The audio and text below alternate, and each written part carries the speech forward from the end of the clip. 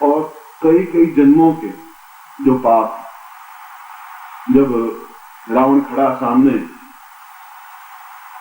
और राम तीर मार रहे हैं और रावण मर नहीं रहा है, रावण ने कहा कि मेरी विद्या का हो क्या गया, रावण मर ही नहीं रहा, मैं इतना तीर प्रतिदिन मार रहा हूं तो एक तीर से मैंने 7-7 पेड़ बीन दिए, रावण का कुछ नहीं हो रहा है। और ये जब रावण समाप्त हुआ और वापस लौटे तो सरयू के किनारे रुके, राम रुक के वही भारद्वाज ऋषि मिलने के लिए आए। तो राम ने भारद्वाज को कहा कि मेरी बात सारी समझ में आ गई, पर मुझे यह समझ में नहीं आया कि मुझे जीवन में ये दुख क्यों व्याप्त हुआ। मेरी पत्नी का हरण हो गया, मुझे युद्ध करना पड़ा, मैं पिता की अग्नि में संस्कार नहीं कर पाया, फिर ये रावण, और मैंने जीवन में एक पत्नी व्रत रखा, मैंने जीवन में पाप नहीं किया, छल नहीं किया, झूठ नहीं किया, फिर ये मुझे दुख क्यों व्याप्त हुआ। उसने कहा राम, यह तुम्हें पहले ही कर लेना चाहिए था, मगर ये रावण अपने आप में पाप का एक पुंज था, एक आकार था, और वो पाप तुमने नहीं किया। तुम्हारी पिछली 12 पीढ़ियों ने जो पाप किए वो पाप का पुंज तुम्हें भोगना पड़ा, वह भोगना पड़ा, इसलिए कि तुम राक्षस नहीं बन पाए। तुमने अपने पिता के तो 3 और 16,000 18,000 शादियां नहीं की, 10 उसमें 3 शादियां नहीं की थी, 18,000 शादियां की। वह पाप जो तुम्हारे रघु से लगा करके, रघुकुल से लगा करके या रघु से लगा कर आज तक तुम्हारे पिता ने, दादा ने, अजने सबने जो पाप किए, जो दुर्व्यवहार किए, दुराचार हुए, गलतियां की, वो सब मिलकर के एक प्रतीक बना, एक चीज बनी, उसको रावण कहा गया, रावण बना। और उस रावण का वध तुम्हारे द्वारा होना ही संभव था। तुम नहीं मार, तुम्हारा लड़का मार, उस लड़के को भी उतना दुख भोगना पड़ता। तुम नहीं भोगते तो तुम्हारा लड़का भोगता, तो तुम्हारे बाप का ऋण है तो तुम्हें चुकाना पड़ा। अगर मेरा ऋण कोई रहेगा, मैं कोई कर्जा लूंगा, मेरे बेटे को चुकाना नहीं पड़ेगा। इसी राम विश्वामित्र को चाहिए था कि वह प्रयोग करवा लेता, जिससे कि तुम्हारे 12 जन्मों के पाप भी समाप्त हो जाते, तब तुम्हें ये सारी घटनाएं नहीं घटती, फिर राज सिंहासन पर जाने के बजाय वनवास में जाना पड़ता। मगर जो हो गया सो हो गया, अब तुम उससे मुक्त हो गए। फिर भी अगर कोई पाप जीवन में रह गए तो तुम्हें आगे जीवन में थोड़े भोगने पड़ेंगे, मगर जीवन में ही भोग ले। तो मेरे कहने का तात्पर्य अभी ये था कि ये पाप आपके जीवन में आपने बड़े नहीं किए हो, पर आपके पिता के जीवन के हो, दादा के जीवन के हो, 12 जीवन और 12 जन्मों के जो पाप हैं उनको भी आपको भोगना पड़ता है। कभी अभाव, कभी दुर्भिक्ष, कभी दुकाल, कभी तकलीफ, कभी बीमारी, कभी कष्ट, कभी ऋण, कभी कर्जा। और उसको समाप्त करने के लिए होलिका में एक विशेष मंत्रों से आहुति या वस्तु डाली जाती, जिससे कि इस अब तक के पाप समाप्त हो जाए। इसे प्रत्येक वर्ष होली मनाते हैं और प्रत्येक वर्ष में अपने मंत्र बोल के जो जीवन में पाप हो गए हो, छल हो गया हो सकता है कभी झूठ बोल गया हो, जाने अनजाने, तो सब क्षरण हो जाए, समाप्त हो जाए। और हम भी चाहते हैं कि हमारे भी पाप क्षरण हो, हमारी पत्नी के भी पाप क्षरण हो, हमारे पुत्र के भी पाप क्षरण हो। आप स्वार्थ नहीं बने, जो ग्रस्त में है तो है। इसलिए ये दीक्षा प्रयोग करने के बाद में होली पर्व मनाएंगे। आज होली पर्व, होली जलाएंगे और होली में उन सारे मंत्रों के माध्यम से आपके जितने जन्मों के जो पाप हैं, जो दुख हैं, जो तकलीफ हैं, जिनकी वजह से आप भोग रहे हैं, आप ठीक काम कर रहे हैं, व्यापार में घाटा हो रहा है, आप ठीक करें, तकलीफ आ रहे हैं, आप ठीक करें, आपकी पत्नी बीमार हो रही है, तो ये पाप उनको भोगने पड़ रहे हैं। पत्नी के पीहर के जितने वंश है, उस वंश के उसको भी भोगने पड़ रहे हैं, बेटे को भी भोगने पड़ रहे हैं, आपको भी भोगने पड़ रहे हैं, बेटी को भोगने पड़ रहे हैं। कभी उसका पति नहीं बोल रहा, कभी लड़ाई झगड़ा हो जाता है, कभी घर से भागना पड़ता है, कभी पति पत्नी मतभेद हो जाते हैं, और हमारे जीवन में फिर एक दुख हो जाता है, कांटा चुभ जाता है। पत्नी सुसान जाके वहां नहीं रह पाए, वापिस आ जाए तो भी दुख होता है, बेटा कपूत हो जाए तो भी दुख हो जाता है। उसके पाप उसके साथ है, आप सुधारो, वापिस बिगड़ेगा, वो बिगड़ता ही नहीं। और आप समझ नहीं पा रहे कि हमारे जीवन में सात्विक जीवन है, फिर ये ऐसा क्यों हो गया। तो भारद्वाज ने कहा कि राम, ये तुम्हारा कोई दोष नहीं था, ये कई जन्मों के पाप थे, वो इकट्ठा हो गया, इकट्ठा होकर मानवाकृति बन गया। उस मानवक्ति को रावण कहा गया। तुमने उसको वध कर दिया, मगर ये विश्वामित्र के समय में ही अगर ये कर लेते तो ये सारी घटनाएं नहीं घटती। ये सर्दी आने से पहले स्वेटर कोट पहन लेते तो फिर सर्दी नहीं लगती। तो इसके बाद होलिका दहन होगा और होलिका दहन में आप अपने पाप का समाप्त कर सकते हैं। आप चाहें तो अपने पुत्र के भी कर सकते हैं, आप चाहें तो अपनी पत्नी की कर सकते हैं, आप चाहें तो अपने मित्र के कर सकते हैं, आप जिसके भी चाहें उनके सारे पाप का समाप्त कर सकते हैं। उससे जो कुछ न्यूनता है उनके जीवन की समाप्त हो जाएगी। था आगे जीवन दुख रहे नहीं, अब तक का सारा कर्जा मिट जाए। इसलिए उन मंत्रों का उच्चारण आवश्यक है, उन मंत्रों की विधि आवश्यक है। उसमें अग्नि को किस प्रकार से जलाया जाए, किस दिशा से अग्नि स्थापन हो। अधोमुखा ऊर्ध्वपाद प्रामुखो अभिवान तिष्ठन्ति स्मारि नाम आहुतिम प्रशदीयते। अग्नि का स्वरूप क्या है, कौन सी अग्नि?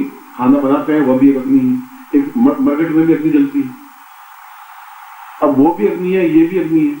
एक हमारे पेट में जठरा अग्नि है, एक समुद्र में बड़वा अग्नि है। तो कौन से अग्नि का आवाहन करना है होलिका में, यह एक सूक्ष्म विवेचना है शास्त्र की। उस अग्नि को स्थापन करें, उस अग्नि से प्रज्वलित करें, उसमें फिर अपना आहुति दें, अपने अपने हाथ से अपनी आहुति दें आप, और उन मंत्रों का गुरु उच्चारण करें जिससे कि उसके जीवन के सारे पाप का खत्म हो जाए। ये सारी बात इसलिए कही कि ये होलिका दहन करने के बाद में फिर आप स्नान करेंगे, फिर कल सुबह जो कुछ प्रयोग होंगे, अगर मूड हो गया, मन हो गया, प्रयोग करवा दूंगा, नहीं हुआ मगर फिर भी कल ग्रहण है और कल का दिन अपने आप में और महत्वपूर्ण है। आज का दिन भी महत्वपूर्ण है तो कल का दिन भी महत्वपूर्ण है। कल ग्रहण है, बड़ी कठिनाई से ग्रहण प्राप्त होता है। पूर्णिमा आज भी है, पूर्णिमा कल भी है और भद्रा समाप्त हो गई है।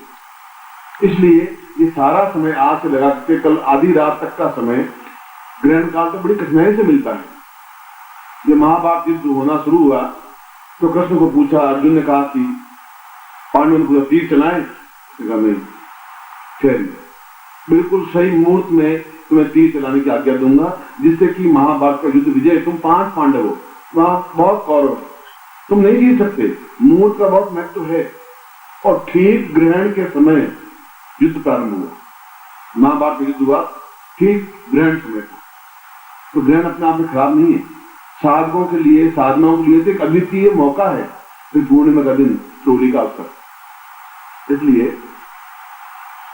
कल रात्रि को भी हो सका तो प्रयोग करवाऊंगा, दिन को भी प्रयोग करवाऊंगा, तो संगीत भी होगा।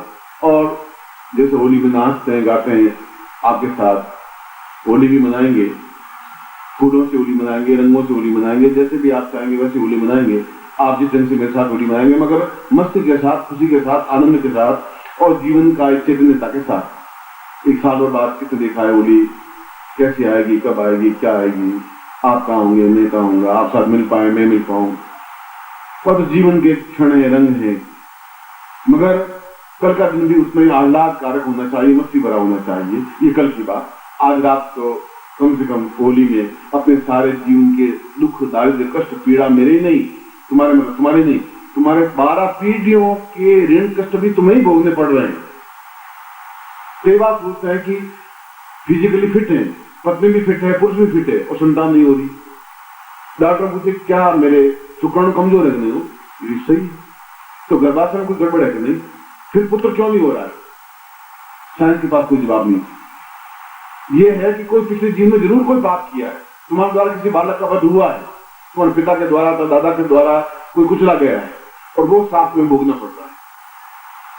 जोधपुर के घराने को श्राप कि कोई दादा अपने पोते का मुंह नहीं देख पाता। जो पोता होने की अवस्था होती है, हफ्ते पर पहले दादा की मृत्यु हो जाती है। पिछले 22 पीढ़ियों से ऐसा हो रहा है। जब जोधपुर किला बना 1520 में, तब से यानी 500 साल हो गए। क्यों? चिड़ियानाथ में ठहरे थे और उसको जबरदस्ती भगा दिया, हटा दिया। जोधा जी जोधपुर बसाया तो चिड़िया कहा कि तुम कभी अपनी जिंदगी तुम्हारा वंश पोते का मुंह नहीं देख पाए, जाओ। और आज तक कोई दादा अपने पोते का मुंह नहीं देख पाया। बेटा तो पैदा किया, तो बेटे का बेटा होने को आया तो महीने भर बाकी रहता, पहले उसकी मृत्यु हो जाती। मैं जोधपुर की घटना सुना रहा हूं, मैं बोल रहा हूं। उन चिड़ियानाथ थे, उन्हीं के क्षेत्र में अवैधनाथ थे, वे एक ही नाथ पंथ थे। तो उन्होंने, यहाँ कृष्णा कुमारी है, उन्होंने बड़ी प्रार्थना की कि किसी प्रकार से सांप हमारे जीवन छट जाए। 500 साल से वो सांप भुगत रही, तो वो चिड़ियानाथ का सांप आज भी उनको भोगना पड़ रहा है। तो तुम्हारे कई वंश के जो पाप हैं तुम्हें भोगने पड़ रहे हैं, इसलिए उनकी संतान नहीं हो रही। तो कोई 5 पीढ़ी, 6 पीढ़ी, 8 पीढ़ी कोई घटना उनके पूर्वजों ने की होगी, तो उसके साथ किसी बालक का वध या मृत्यु हुई होगी, इसलिए उसको भोगना पड़ रहा है और आगे वंश नहीं चल रहा है। जो दुख, जो दारिद्र हो रहा है, इसलिए इसके बाद में हम जाएंगे, होलिका दहन करेंगे और उसमें ये हमारे जीवन के उस मंत्रों के माध्यम से ये कार्य संपन्न करवाऊंगा जिससे तुम्हारा जो पुराना सार्थक हो सके और ये पिछला ऋण जितना है वो भी चुका सके और जीवन में निष्पक्ष पूर्णता प्राप्त कर सके, तभी आगे का जीवन सुखी, सफल और संपन्न हो सकेगा। और ऐसा मैं आपके साथ करूंगा और गारंटी के साथ करूंगा। अब मैं पहले तो कैसा सम्मान दीजिए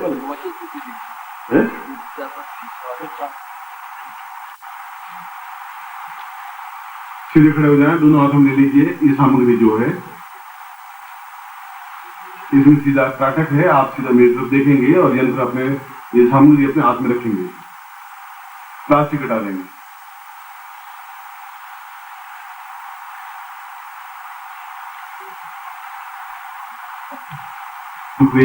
कृत्वा सा पूर्वता देवास्ता पूर्वतमेवदि एवं सा परिपूर्णत्वं स्वा कार्यान्वितानदि पूर्णसां तंत्र सिद्धि स्यात् पूर्णदेवावोच्यते तत्रादो पूर्णा यतोस्मानं।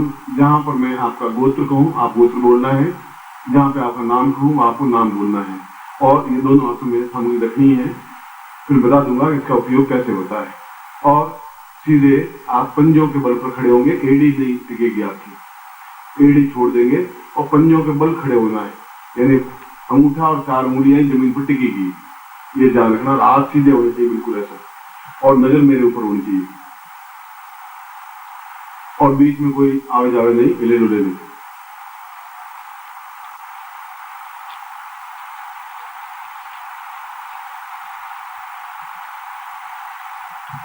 कल्याणम दीर्घासम क्रांता पूर्वसंतरि सुराय तस्मन कल्याणम दीर्घस्या तस्मनम अंग अंग इंग इंग ओंग दीर्घसर्दी नीनि कंकन संचार बोलचंद प्रवृत्ति कपालनी काली प्रवृत्ति संसार वासनी सात भूतेश्वराय राम राम राम राम तस्मनम सक्रिय क्रांतम दीर्घस्या तस्मनम सा चिंते शांत चिंतनी सा पूर्वाद तस्मन दीर्घदा सा पूर्वाद दीर्घस्याम अतोस्मानम सा प्रीते प्रणतम दीर्घस्या सा चिंतिये कृत्वा सा पूर्वाद तस्मन सक्रिय क्रांतम दीर्घदा पूर्वाखंड गंगानी शोभिणी शोभिणी त्रोटिनी त्रोटिनी डाकिनी डाकिनी बुद्धि बुद्धि डाकिनी डाकिनी समस्त तंत्र दोष प्रेरणा संस्थान जागृत जागृत ताम मम पूर्ण शरीर तंत्रमय यंत्रमय मंत्रमय ताम भूषा पूरा करेगा स्वामी शिवा विष्णु रुद्र ताम शंकर सा ब्रह्मा एक स्वामी संत ताम सर्वा सौभाग्यता एक स्वामी शक्ति वाक सिद्धि प्राप्त निमित्तम श्राप आशीर्वादं तावतो वरदान प्राप्त निमित्तम सावधि एक स्वामी शक्ति कदातम दीदस्याम अथो स्वामी स्वाह कृते कदातम दीदस्याम अथो स्वामी दीदतात ब्रह्मज्योति बोज्योति पूर्ण त्रिकाम पूर्ण पूर्ण क्रमोति गुण सकता पूर्वाधिक जीवन सब पूर्वाधिक कदाडम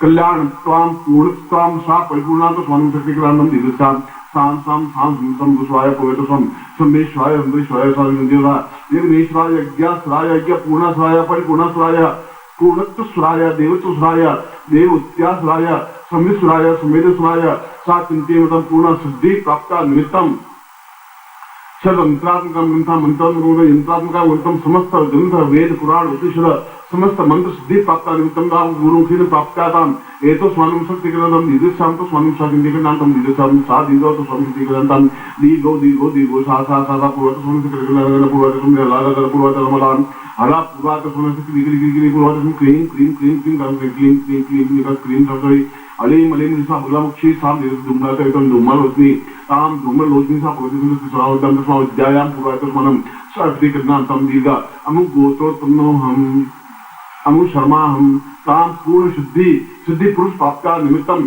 सर्व होलिका दहन समय ये तो स्वामी सा फाल्गुन मासेश्वरी शुक्लपक्षिया तो पूर्णिमायाम रात्रो ज्योतिर्निता पूर्वतम गुरुमुखेन प्राप्ता मंत्रम सा पूर्ण सिद्धि प्राप्त निमित्तम सर्वेश्वाय तंत्र मंत्र योगयति यथा पूर्व समस्त वेद उपांग उपनिषद प्राप्त सा सभ्यम संपर्दे। आंखों को लगा करके अपने हाथ में लो, अब मंत्र बोलना हूँ, आप मेरे साथ मंत्र बोलेंगे। बोले ओम महामृत्युंजयाय पूर्णतंत्रेश्वराय सिद्धये हुम फट। ओम महामृत्युंजयाय पूर्णतंत्रेश्वराय सिद्धये हुम फट। ओम महामृत्युंजयाय पूर्णतंत्रेश्वराय सिद्धये हुम फट। ये केवल 3 दिन की साधना है और रोज 5 माला मंत्र जाप करना है और उस माला से करना है जिस माला का आपने प्रयोग नहीं किया हो। और इसमें मूंगे की माला या हकीक माला या स्फटिक माला, तीनों में से कोई भी एक माला का प्रयोग कर सकते हैं, मगर उस माला से पहले कोई मंत्र जाप नहीं किया हो और इस माला से दूसरा मंत्र जाप नहीं होता है, वह माला इसके साथ रखेंगे। और अगर आप कहीं जाएं तो ये जो लकड़ी का ये तो पूजा स्थान में पड़ा रहेगा ये साल भर तक।